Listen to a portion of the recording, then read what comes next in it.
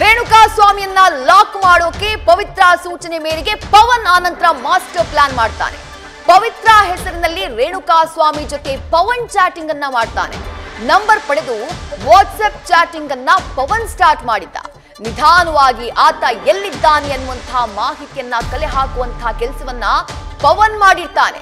ರೇಣುಕಾ ಸ್ವಾಮಿಯ ಶಾಪ್ ಮತ್ತು ಮನೆಯ ಲೊಕೇಶನ್ ಬಗ್ಗೆ ಮಾಹಿತಿಯನ್ನ ಕಲೆ ಹಾಕಿರ್ತಾನೆ ಪವನ್.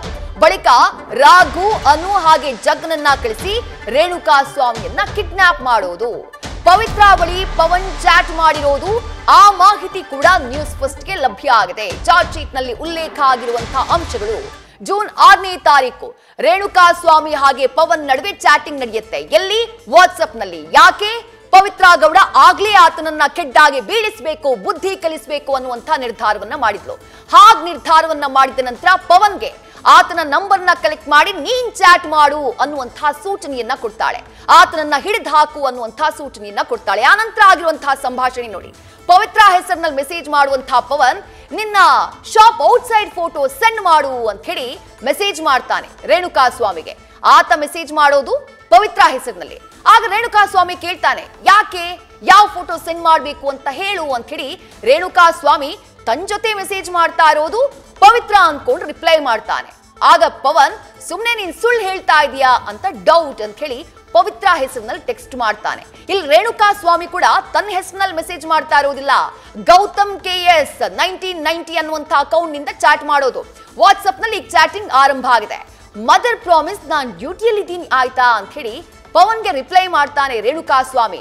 ಅದು ಪವಿತ್ರ ಅಂತ ಅಂದುಕೊಂಡು ರಿಪ್ಲೈ ಮಾಡೋದು. ಗೊತ್ತಿಲ್ಲ ತನ್ನನ್ನ ಒಂದು ದೊಡ್ಡ ಕೆಡ್ಡಾಗಿ ಇವರು ಬೀಳಿಸ್ತಿದ್ದಾರೆ, ತನ್ನನ್ನ ಹಿಡಿದು ಹಾಕೋಕೆ ಇಷ್ಟೆಲ್ಲ ಪ್ರಯತ್ನ ಪಡ್ತಿದ್ದಾರೆ, ನಾನು ಒಂದು ಟ್ರಾಪಿಗೆ ಬೀಳ್ತಾ ಇದ್ದೀನಿ ಅನ್ನೋದನ್ನ ರೇಣುಕಾ ಸ್ವಾಮಿ ಕನಸು ಮನಸ್ಸಿನಲ್ಲೂ ಊಹಿಸಿರ್ಲಿಲ್ಲ.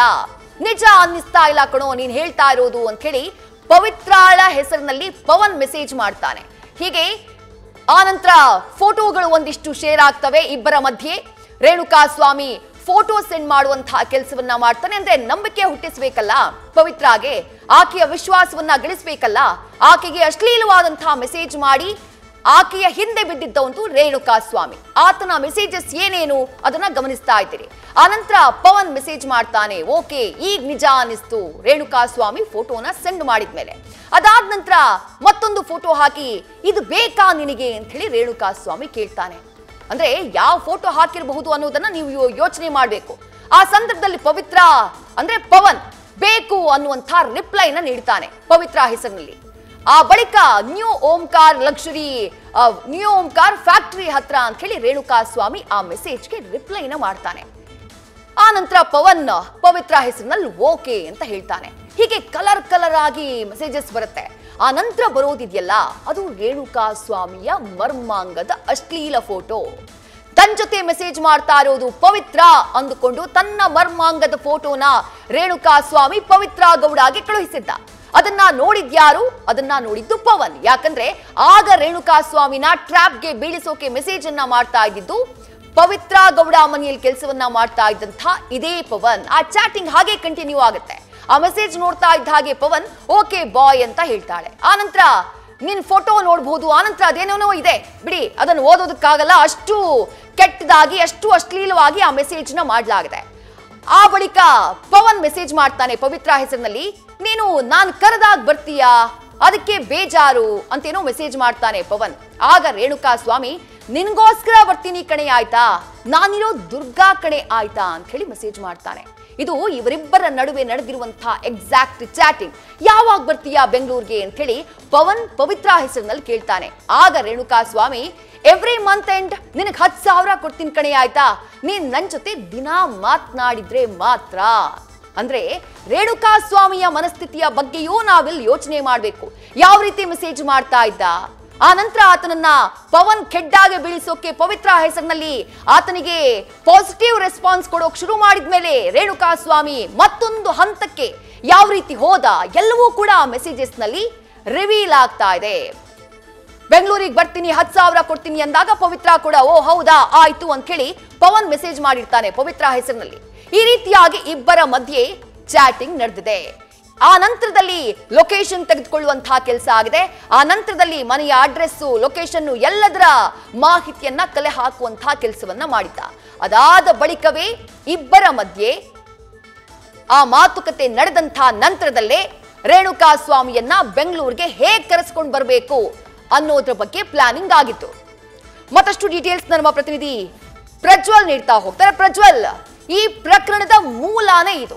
ಈ ಪ್ರಕರಣ ಯಾಕಾಯ್ತು, ಇಷ್ಟೊಂದು ಬರ್ಬರ ಹತ್ಯೆ ಯಾಕಾಯ್ತು ಅನ್ನೋದಕ್ಕೆ ಕಾರಣನೇ ಇದು.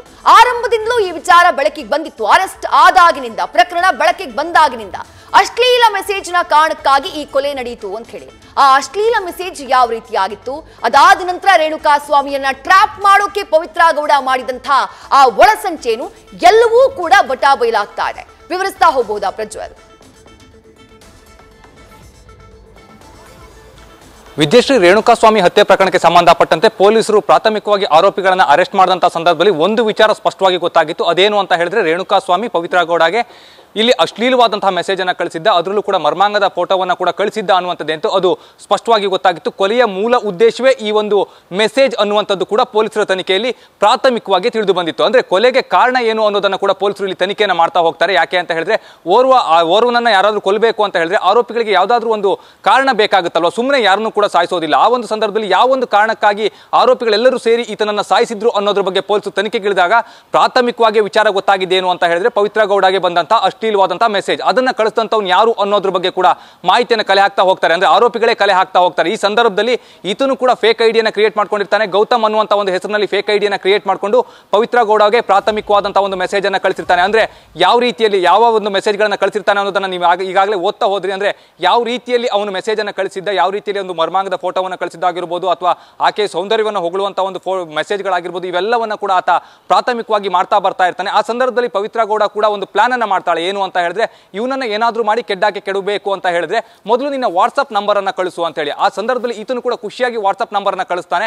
ಆ ವಾಟ್ಸ್ಆಪ್ ನಂಬರ್ ನ ಕಳಿಸಿದಂತಹ ವೇಳೆಯಲ್ಲಿ ಪವನ್ ಏನಿರ್ತಾನೆ ಆತ ಈಕೆಯ ನಂಬರ್ ಅನ್ನ ಸೇವ್ ಮಾಡಿಕೊಳ್ತಾನೆ. ಆತನ ನಂಬರ್ ನಿಂದ ಇವನಿಗೆ ಮೆಸೇಜ್ ಅನ್ನ ಮಾಡ್ಲಿಕ್ಕೆ ಪ್ರಾರಂಭ ಮಾಡ್ತಾ ಹೋಗ್ತಾನೆ. ಅಂದ್ರೆ ಯಾವ ರೀತಿಯಲ್ಲಿ ಪವಿತ್ರ ಗೌಡಳ ಹೆಸರಿನಲ್ಲೇ ಪವನ್ ಮೆಸೇಜ್ ಮಾಡ್ತಾ ಬರ್ತಾನೆ. ಅದರಲ್ಲಿ ಸಾಕಷ್ಟು ಅಂಶಗಳನ್ನ ಪ್ರಾಥಮಿಕವಾಗಿ ಆತನು ಕೂಡ, ಅಂದ್ರೆ ಇಲ್ಲಿ ರೇಣುಕಾ ಸ್ವಾಮಿ ಫಸ್ಟ್ ಗೆ ಮೆಸೇಜ್ ಅನ್ನ ಮಾಡ್ತಾನೆ, ನಂಬರ್ ಅನ್ನ ಕೂಡ ಪಡೆದುಕೊಳ್ತಾನೆ. ಅನಂತರದಲ್ಲಿ ತನ್ನ ಲೊಕೇಶನ್ ಅನ್ನ ಹೇಳಲಿಕ್ಕೆ ಸಾಕಷ್ಟು ರೇಣುಕಾ ಸ್ವಾಮಿ ಕೂಡ ಸತಾಯಿಸ್ತಾನೆ. ಅಂದ್ರೆ ಮೊದಲ ಒಂದು ಪ್ರಾಥಮಿಕ ತನಿಖೆಯಲ್ಲಿ ತಿಳಿದು ಬಂದಂತಹ ಅಂಶ ಏನು ಅಂತ ಹೇಳಿದ್ರೆ, ಇಲ್ಲಿ ರೇಣುಕಾ ಸ್ವಾಮಿ ಆತನಿಗೆ ಅಂದ್ರೆ ಪವಿತ್ರ ಗೌಡಗೆ ನಂಬರ್ ಅನ್ನ ಕೊಟ್ಟ ಬಳಿಕ ಮೊದಲಿಗೆ ಲೊಕೇಶನ್ ಅನ್ನ ಕೇಳಿದಂತ ಸಂದರ್ಭದಲ್ಲಿ ಜಿಗಣಿ ಒಂದು ಲೊಕೇಶನ್ ಅನ್ನ ಕೊಟ್ಟಿರ್ತಾನೆ.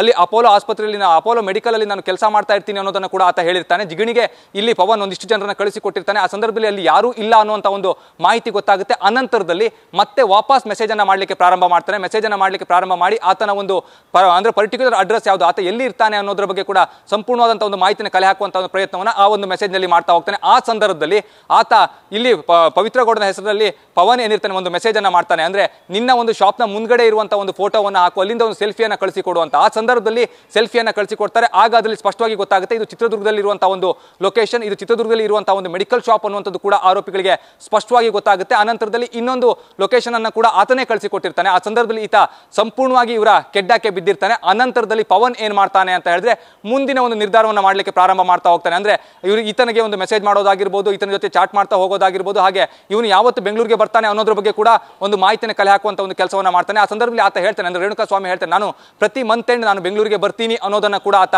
ಮೆಸೇಜ್ ನಲ್ಲಿ ಉಲ್ಲೇಖವನ್ನ ಮಾಡ್ತಾನೆ. ಆಗ ಪವನ್ಗೆ ಒಂದಂತೂ ಸ್ಪಷ್ಟವಾಗುತ್ತೆ, ಈತ ಬೆಂಗಳೂರಿಗೆ ಬಂದಂತ ಸಂದರ್ಭದಲ್ಲಿ ಈತನನ್ನ ಕಿಡ್ನಾಪ್ ಮಾಡಬೇಕು ಅಥವಾ ಚಿತ್ರದುರ್ಗದಲ್ಲಿ ಇದ್ದಂತ ಸಂದರ್ಭದಲ್ಲಿ ಕಿಡ್ನಾಪ್ ಮಾಡಬೇಕು ಅನ್ನೋದ್ರ ಬಗ್ಗೆ ಒಂದು ಪ್ಲಾನ್ ಆಗುತ್ತೆ. ಅನಂತರದಲ್ಲಿ ರಾಘವೇಂದ್ರನನ್ನ ಪವನ್ ಸಂಪರ್ಕ ಮಾಡ್ತಾನೆ. ಈ ರೀತಿಯಲ್ಲಿ ಒಂದು ಮೆಸೇಜ್ ಬರ್ತಾ ಇದೆ, ಹಾಗಾಗಿ ಆತನನ್ನ ಕರೆದುಕೊಂಡು ಬರಬೇಕು ಅನ್ನುವಂತ ಒಂದು ಸೂಚನೆ ಏನಿದೆ ಅದು ಕೂಡ ಒಂದು ರವಾನೆ ಆಗುತ್ತೆ. ಅನಂತರದಲ್ಲೇ ಇವರು ಆತನನ್ನ, ಅಂದ್ರೆ ರೇಣುಕಾ. ನ್ಯೂಸ್ ಫಸ್ಟ್ ನಿರ್ಭೀತಿಯಿಂದ ನಿಮ್ಮ ಪರವಾಗಿ.